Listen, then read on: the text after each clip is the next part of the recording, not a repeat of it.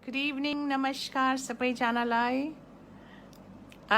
अलिकति बोल्नु मन लाग्यो हाम्रो राष्ट्रपतिज्यूले बोलेको बादमा भ्रष्टाचारी नेपाल सरकारले हुनु दिन्नको बारे अलिकति भन्नु मन परेछ। As an expert on migrant वर्कर्सहरूको बारेमा यसको बारे चाहिँ कतिको भ्रष्टाचारी भएको छ त्यसको बारे चाहिँ म खुलेर बोल्न सक्छु। अरू विभागको बारे अरू कामको बारे मलाई आउँदैन, तर नेपाल सरकारलाई अन द लाइभमा म भन्न चाहन्छु, वैदेशिक रोजगारमा गएको कामदारहरूको 12 वर्ष हुनेसम्म पनि ब्लड मनी दिनु भएको छैन। भ्रष्टाचारी भए छैन भने कुन मुखले बोल्नुहुन्छ र हुनु दिन्न भनेर कुन मुखले बोल्नुहुन्छ? मैले एउटा केस हेरेकै 2015 देखि हो, आज कति वर्ष भइसक्यो। त्यो बुढी आमालाई लगेर डोडाकै दिनुहुन्न पैसा। And I can challenge you Nepal government that it is a lie. Blood मनीहरूको पैसा सबै खाइरहेछ। I want to challenge you. मैले किनभने एउटा पैसा निकालिसकेको छु, खाएको पैसा, जसकोमा मेरोमा प्रमाण छ। Do you know that Saudi गभर्मेन्टले मिनिस्टर अफ हेल्थले मलाई डाइरेक्ट कम्युनिकेसन गरेर अर्गन डोनेसनको पैसा डाइरेक्ट फ्यामिलीलाई दिँदै थियो। एम्बेसी हुँदा मलाई किन कन्ट्याक्ट गर्यो आज बुझ्नुहोस्। बिकज इन्फर्मेसन टाइमली नभएर मान्छे मरेर जान्थ्यो अरे, अन्त उसको अर्गन काम लागेन। त्यो काम नलाग्दाखेरि परिवारले पाउने 50,000 रियाल पाउँथेन। I would like to tell Nepal government, मैले 2जना परिवारको जो ब्रेन डेड भएको परिवारको अर्गन डोनेसन गरेर 50,000 हजार रियाल उसको परिवारलाई दिएको छु। एज म एउटा मिडिएटर मात्रै भएर एउटा फास्ट कम्युनिकेसन गरिदिएको हुनाले, परिवार र मिनिस्ट्रीसँग फटाफट डकुमेन्टेसन गरिदिएको हुनाले नेपाल सरकारले के गर्यो? यहाँले यस्तो हावाको कुरा गरेर अब सरकार चलाउने काम बन्द गर्नुहोस्। Don't play with the people's life, don't play with the people's emotions.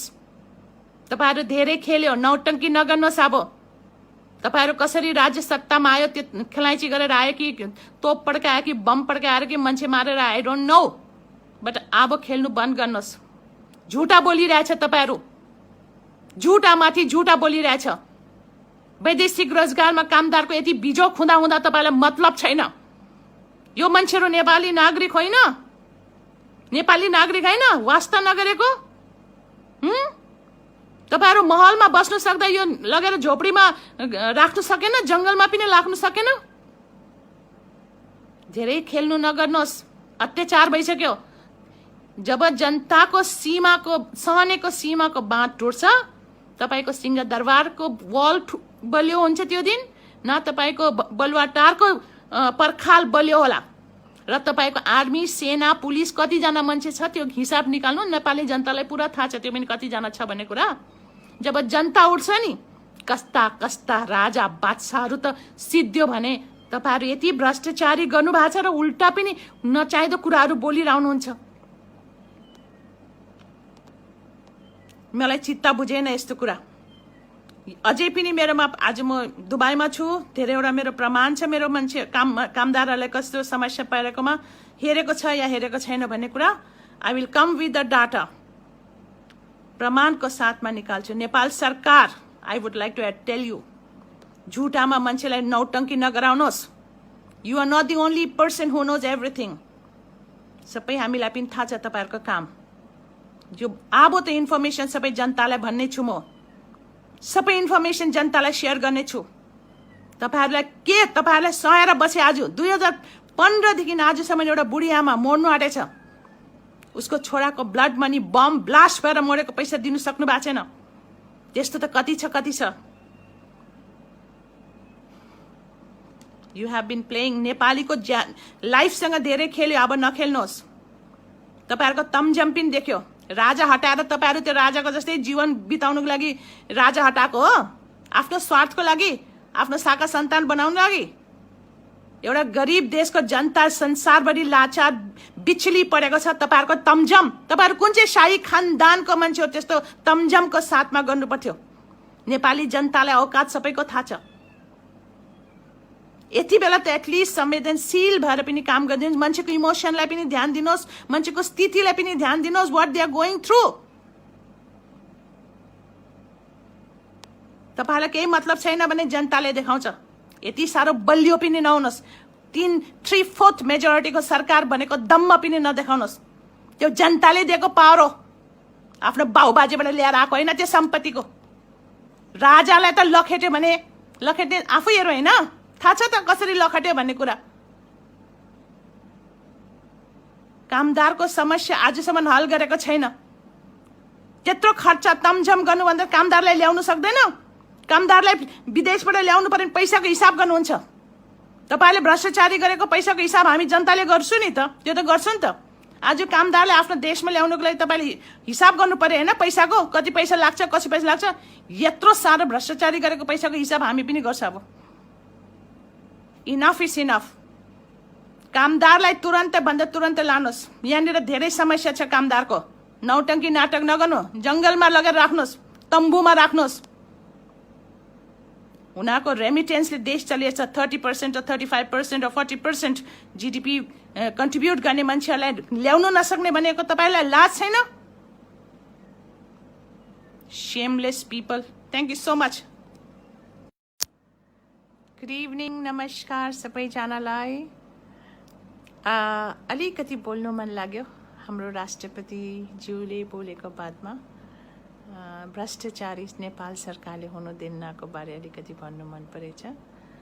As an expert on migrant वर्कर्सहरूको बारेमा, यसको बारे चाहिँ कतिको भ्रष्टाचारी भएको छ त्यसको बारे चाहिँ म खुलेर बोल्न सक्छु। अरू विभागको बारे, अरू कामको बारे मलाई आउँदैन। तर नेपाल सरकारलाई अन द लाइभमा म भन्न चाहन्छु, वैदेशिक रोजगारमा गएको कामदारहरूको 12 वर्ष हुनेसम्म पनि ब्लड मनी दिनु भएको छैन। भ्रष्टाचारी भए छैन भने कुन मुखले बोल्नुहुन्छ र हुनु दिन्न भनेर कुन मुखले बोल्नुहुन्छ? मैले एउटा केस हेरेकै 2015 देखि हो। आज कति वर्ष भइसक्यो। त्यो बुढी आमालाई लगेर डोडाकै दिनुहुन्न पैसा। And I can challenge you Nepal government that it is a lie. Blood मनीहरूको पैसा सबै खाइरहेछ। I want to challenge you. मैले किनभने एउटा पैसा निकालिसकेको छु, खाएको पैसा, जसकोमा मेरोमा प्रमाण छ। Do you know that Saudi गभर्मेन्टले, मिनिस्टर अफ हेल्थले मलाई डाइरेक्ट कम्युनिकेसन गरेर अर्गन डोनेसनको पैसा डाइरेक्ट फ्यामिलीलाई दिँदै थियो। एम्बेसी हुँदा मलाई किन कन्ट्याक्ट गर्यो आज बुझ्नुहोस्। बिकज इन्फर्मेसन टाइमली नभएर मान्छे मरेर जान्थ्यो अरे, अन्त उसको अर्गन काम लागेन। त्यो काम नलाग्दाखेरि परिवारले पाउने 50,000 रियाल पाउँथेन।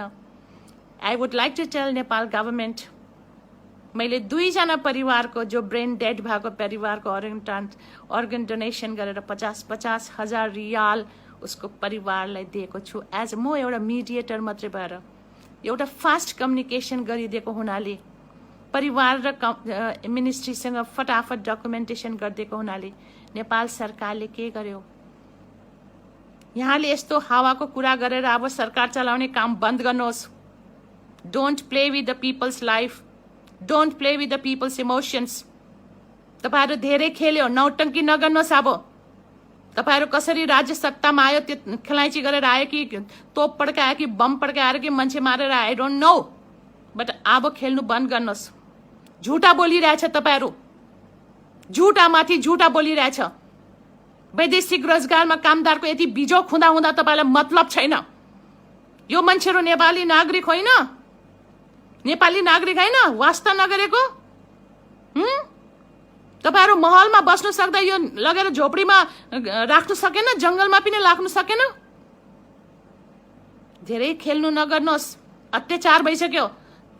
जब जनताको सीमाको, सहनेको सीमाको बाँध टुट्छ, तपाईँको सिंहदरबारको वल बलियो हुन्छ त्यो दिन, न तपाईँको बलुवाटारको पर्खाल बलियो होला। र तपाईँको आर्मी, सेना, पुलिस कतिजना मान्छे छ त्यो हिसाब निकाल्नु। नेपाली जनतालाई पुरा थाहा छ त्यो पनि कतिजना छ भन्ने कुरा। जब जनता उठ्छ नि, कस्ता कस्ता राजा बादशाहहरू त सिद्धियो भने तपाईँहरू यति भ्रष्टाचारी गर्नु भएको छ र उल्टा पनि नचाहिँदो कुराहरू बोलिरहनुहुन्छ। मलाई चित्त बुझेन यस्तो कुरा। अझै पनि मेरोमा, आज म दुबईमा छु, धेरैवटा मेरो प्रमाण छ मेरो मान्छे कामदारहरूलाई कस्तो समस्या परेकोमा, हेरेको छ या हेरेको छैन भन्ने कुरा। I will come with the data. प्रमाणको साथमा निकाल्छु। नेपाल सरकार, I would like to tell you, झुटामा मान्छेलाई नौटङ्की नगराउनुहोस्। You are not the only person who knows everything. सबै हामीलाई पनि थाहा छ तपाईँहरूको काम। जो अब त इन्फर्मेसन सबै जनतालाई भन्ने छु म, सबै इन्फर्मेसन जनतालाई सेयर गर्ने छु। तपाईँहरूलाई सहेर बसे। आज 2015 देखि आजसम्म एउटा बुढी आमा मर्नु आँटेछ। उसको छोराको ब्लड मनी बम ब्लास्ट भएर मरेको पैसा दिनु सक्नु भएको छैन। त्यस्तो त कति छ। You have been playing. नेपालीको लाइफसँग धेरै खेल्यो, अब नखेल्नुहोस्। तपाईँहरूको तमझम पनि देख्यो। राजा हटाएर तपाईँहरू त्यो राजाको जस्तै जीवन बिताउनुको लागि राजा हटाएको हो, आफ्नो स्वार्थको लागि, आफ्नो शाखा सन्तान बनाउनु लागि। एउटा गरिब देशको जनता संसारभरि लाचार बिछली परेको छ। तपाईँहरूको तमझम। तपाईँहरू कुन चाहिँ शाही खानदानको मान्छे हो त्यस्तो तमझमको साथमा गर्नु पर्थ्यो? नेपाली जनतालाई औकात सबैको थाहा छ। यति बेला त एटलिस्ट संवेदनशील भएर पनि काम गरिदिनुहोस्। मान्छेको इमोसनलाई पनि ध्यान दिनुहोस्, मान्छेको स्थितिलाई पनि ध्यान दिनुहोस्, what they are going through. तपाईँलाई केही मतलब छैन भने जनताले देखाउँछ। यति साह्रो बलियो पनि नहुनुहोस्। 3/4 मेजोरिटीको सरकार भनेको दम्म पनि नदेखाउनुहोस्। त्यो जनताले दिएको पावर हो, आफ्नो बाउबाजेबाट ल्याएर आएको होइन। त्यो सम्पत्तिको राजालाई त लखेट्यो भने लखेट्ने आफै हेरौँ होइन, थाहा छ त कसरी लखेट्यो भन्ने कुरा। कामदारको समस्या आजसम्म हल गरेको छैन। त्यत्रो खर्च तमझम गर्नुभन्दा कामदारलाई ल्याउनु सक्दैन? कामदारलाई विदेशबाट ल्याउनु पर्ने पैसाको हिसाब गर्नुहुन्छ। तपाईँले भ्रष्टाचारी गरेको पैसाको हिसाब हामी जनताले गर्छु नि त, त्यो त गर्छु नि त। आज कामदारलाई आफ्नो देशमा ल्याउनुको लागि तपाईँले हिसाब गर्नु पर्यो होइन, पैसाको कति पैसा लाग्छ, कति पैसा लाग्छ। यत्रो साह्रो भ्रष्टाचारी गरेको पैसाको हिसाब हामी पनि गर्छ। अब इनफ इज इनफ। कामदारलाई तुरन्त भन्दा तुरन्त लानुहोस्। यहाँनिर धेरै समस्या छ कामदारको। नौटङ्की नाटक नगर्नु, जङ्गलमा लगेर राख्नुहोस्, तम्बुमा राख्नुहोस्। उनीहरूको रेमिटेन्सले देश चलिएछ। 30% 35% 40% GDP कन्ट्रिब्युट गर्ने मान्छेहरूलाई ल्याउनु नसक्ने भनेको तपाईँलाई लाज छैन? Shameless people. Thank you so much. Good evening, नमस्कार सबैजनालाई। अलिकति बोल्नु मन लाग्यो हाम्रो राष्ट्रपतिज्यूले बोलेको बादमा। भ्रष्टाचारी नेपाल सरकारले हुनु दिन्नको बारे अलिकति भन्नु मन परेछ। As an expert on migrant वर्कर्सहरूको बारेमा, यसको बारे चाहिँ कतिको भ्रष्टाचारी भएको छ त्यसको बारे चाहिँ म खुलेर बोल्न सक्छु। अरू विभागको बारे, अरू कामको बारे मलाई आउँदैन। तर नेपाल सरकारलाई अन द लाइभमा म भन्न चाहन्छु, वैदेशिक रोजगारमा गएको कामदारहरूको 12 वर्ष हुनेसम्म पनि ब्लड मनी दिनु भएको छैन। भ्रष्टाचारी भए छैन भने कुन मुखले बोल्नुहुन्छ र हुनु दिन्न भनेर कुन मुखले बोल्नुहुन्छ? मैले एउटा केस हेरेकै 2015 देखि हो। आज कति वर्ष भइसक्यो। त्यो बुढी आमालाई लगेर डोडाकै दिनुहुन्न पैसा। And I can challenge you Nepal government that it is a lie. Blood मनीहरूको पैसा सबै खाइरहेछ। I want to challenge you. मैले किनभने एउटा पैसा निकालिसकेको छु, खाएको पैसा, जसकोमा मेरोमा प्रमाण छ। Do you know that Saudi गभर्मेन्टले, मिनिस्ट्री अफ हेल्थले मलाई डाइरेक्ट कम्युनिकेसन गरेर अर्गन डोनेसनको पैसा डाइरेक्ट फ्यामिलीलाई दिँदै थियो। एम्बेसी हुँदा मलाई किन कन्ट्याक्ट गर्यो आज बुझ्नुहोस्। बिकज इन्फर्मेसन टाइमली नभएर मान्छे मरेर जान्थ्यो अरे, अन्त उसको अर्गन काम लागेन। त्यो काम नलाग्दाखेरि परिवारले पाउने 50,000 रियाल पाउँथेन। I would like to tell Nepal government, मैले 2जना परिवारको, जो ब्रेन डेड भएको परिवारको अर्गन डोनेसन गरेर 50,000 हजार रियाल उसको परिवारलाई दिएको छु। एज म एउटा मिडिएटर मात्रै भएर एउटा फास्ट कम्युनिकेसन गरिदिएको हुनाले, परिवार र मिनिस्ट्रीसँग फटाफट डकुमेन्टेसन गरिदिएको हुनाले नेपाल सरकारले के गर्यो? यहाँले यस्तो हावाको कुरा गरेर अब सरकार चलाउने काम बन्द गर्नुहोस्। Don't play with the people's life, don't play with the people's emotions. तपाईँहरू धेरै खेल्यो, नौटङ्की नगर्नुहोस्। अब तपाईँहरू कसरी राज्य सत्तामा आयो, त्यो खेलाइची गरेर आयो कि तोप पड्कायो कि बम पड्काएर कि मान्छे मारेर, आई डोन्ट नो, बट अब खेल्नु बन्द गर्नुहोस्। झुटा बोलिरहेछ तपाईहरू, झुटामाथि झुटा बोलिरहेछ। वैदेशिक रोजगारमा कामदारको यति बिजोक हुँदा हुँदा तपाईलाई मतलब छैन। यो मान्छेहरू नेपाली नागरिक होइन, नेपाली नागरिक होइन, वास्ता नगरेको। तपाईहरू महलमा बस्नु सक्दा यो लगेर झोपडीमा राख्नु सकेन, जंगलमा पनि राख्नु सकेन। धेरै खेल्नु नगर्नुहोस्, अत्याचार भइसक्यो। जब जनताको सीमाको सहनेको सीमाको बाँध टुट्छ, तपाईको सिंहदरबारको वल बलियो हुन्छ त्यो दिन, न तपाईको बलुवाटारको पर्खाल बलियो होला। र तपाईको आर्मी, सेना, पुलिस कतिजना मान्छे छ त्यो हिसाब निकाल्नु। नेपाली जनतालाई पुरा थाहा छ त्यो पनि कतिजना छ भन्ने कुरा। जब जनता उठ्छ नि, कस्ता कस्ता राजा बादशाहहरू त सिद्धियो भने तपाईहरू यति भ्रष्टाचारी गर्नु भएको छ र उल्टा पनि नचाहिँदो कुराहरू बोलिरहनुहुन्छ। मलाई चित्त बुझेन यस्तो कुरा। अझै पनि मेरोमा, आज म दुबईमा छु, धेरैवटा मेरो प्रमाण छ मेरो मान्छे कामदारहरूलाई कस्तो समस्या परेकोमा, हेरेको छ या हेरेको छैन भन्ने कुरा। I will come with the data, प्रमाणको साथमा निकाल्छु। नेपाल सरकार, I would like to tell you, झुटामा मान्छेलाई नौटङ्की नगराउनुहोस्। You are not the only person who knows everything. सबै हामीलाई पनि थाहा छ तपाईँहरूको काम। जो अब त इन्फर्मेसन सबै जनतालाई भन्ने छु म, सबै इन्फर्मेसन जनतालाई सेयर गर्ने छु। तपाईँहरूलाई सहेर बसे। आज 2015 देखि आजसम्म एउटा बुढी आमा मर्नु आँटेछ, उसको छोराको ब्लड मनी बम ब्लास्ट भएर मरेको पैसा दिनु सक्नु भएको छैन। त्यस्तो त कति छ कति छ। You have been playing. नेपालीको लाइफसँग धेरै खेल्यो, अब नखेल्नुहोस्। तपाईँहरूको तमझम पनि देख्यो। राजा हटाएर तपाईहरू त्यो राजाको जस्तै जीवन बिताउनुको लागि राजा हटाएको हो, आफ्नो स्वार्थको लागि, आफ्नो शाखा सन्तान बनाउनु लागि। एउटा गरिब देशको जनता संसारभरि लाचार बिचली परेको छ। तपाईहरूको तमझम, तपाईहरू कुन चाहिँ शाही खानदानको मान्छे हो त्यस्तो तमझमको साथमा गर्नु पर्थ्यो। नेपाली जनतालाई औकात सबैको थाहा छ। यति बेला त एटलिस्ट संवेदनशील भएर पनि काम गरिदिनुहोस्। मान्छेको इमोसनलाई पनि ध्यान दिनुहोस्, मान्छेको स्थितिलाई पनि ध्यान दिनुहोस्, what they are going through. तपाईलाई केही मतलब छैन भने जनताले देखाउँछ। यति साह्रो बलियो पनि नहुनुहोस्। 3/4 मेजोरिटीको सरकार भनेको दम्म पनि नदेखाउनुहोस्। त्यो जनताले दिएको पावर हो, आफ्नो बाउबाजेबाट ल्याएर आएको होइन त्यो सम्पत्तिको। राजालाई त लखेट्यो भने लखेट्ने आफै हेरो होइन, थाहा छ त कसरी लखेट्यो भन्ने कुरा। कामदारको समस्या आजसम्म हल गरेको छैन। त्यत्रो खर्च तमझम गर्नुभन्दा कामदारलाई ल्याउनु सक्दैन। कामदारलाई विदेशबाट ल्याउनु पर्ने पैसाको हिसाब गर्नुहुन्छ। तपाईँले भ्रष्टाचारी गरेको पैसाको हिसाब हामी जनताले गर्छु नि त, त्यो त गर्छु नि त।